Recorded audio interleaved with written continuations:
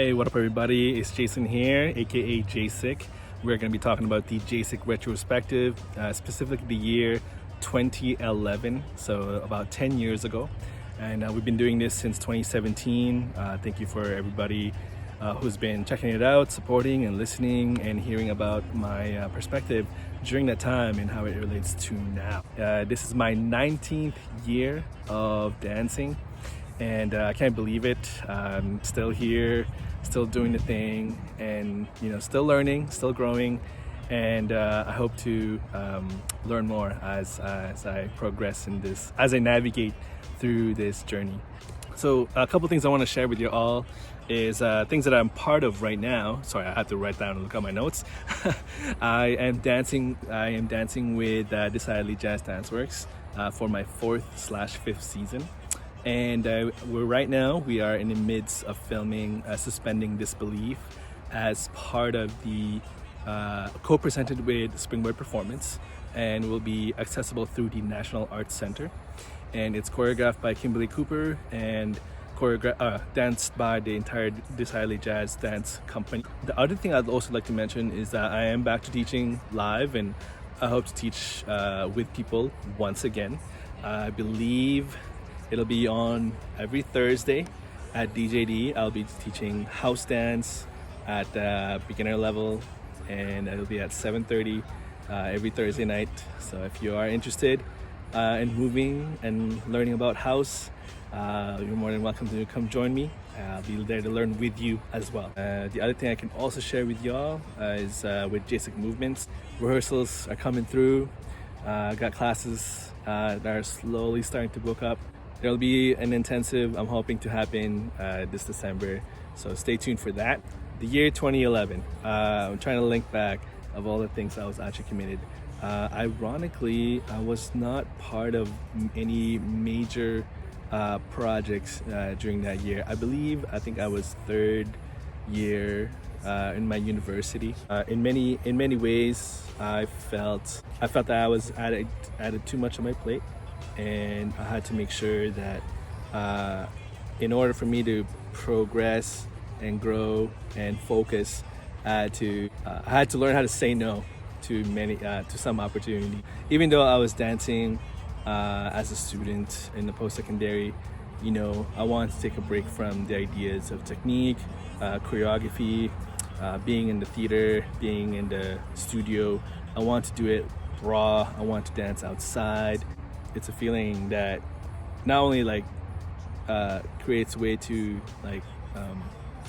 clears your mind and your body, but it also it also finds a place in you, knowing that it's okay to express this art form regardless of the space that you're in, and still be safe and still have fun and still have that beautiful exchange with others that can relate to you. Just wanted to kind of blow off some steam, and I wanted to session and I wanted to jam, and I think I did it a couple times during that evening, and even did it at the Fix. Yeah, it was just an amazing feeling, knowing that this part of me still exists. This part of me is still very hungry.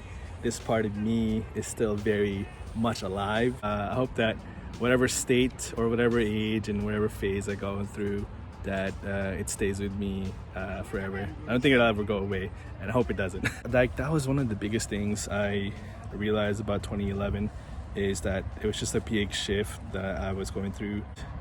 Even though I was, I had a feeling of missing out on opportunities or missing out on other things in life, that focus that I needed in order to complete that year, it was necessary. And I wouldn't call it a break, but it was just a way for me to know that how much I can juggle on my plate. And how that relates now, it's kind of tricky because the year is 2021. We're living in the pandemic times, I would say. Even till now, I feel that even though people are in general, I'm excited to get back into things. I also understand that the world is still adjusting. The place I'm living in right now, still adjusting. I have to understand that not everyone is in that capacity to go in that extent. People are making choices and making those shifts and having a different approach and a different perspective coming into the year.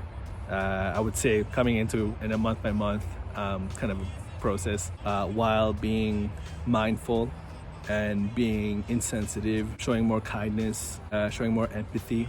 As an artist and as a guest in this craft, I want to continue to make sure that I do my part, I do my homework, and I want to continue to set an example, not only for myself, but for everyone who has continued to learn from myself, from me, and from others. One of the biggest things I'm feeling this year from 2021 compared to 2011 is that no matter how crazy things get and how much of a roller coaster, never let that consume you.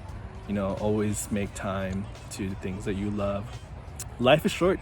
You don't want to take things on a road where it just leads you to dwell and bottle up things that are unnecessary. If I take on more opportunities this year, 2021, I'm hoping that if I do, I want to make sure that I would say it with grace, gentle approach, calm demeanor and attitude that reflects my leadership towards those decisions, because when you see that example from other leaders, leaders will also be inspired by those choices. That's the year 2011 retrospective. Hope you enjoyed it. Thank you for watching. I appreciate you all. Take care. Peace.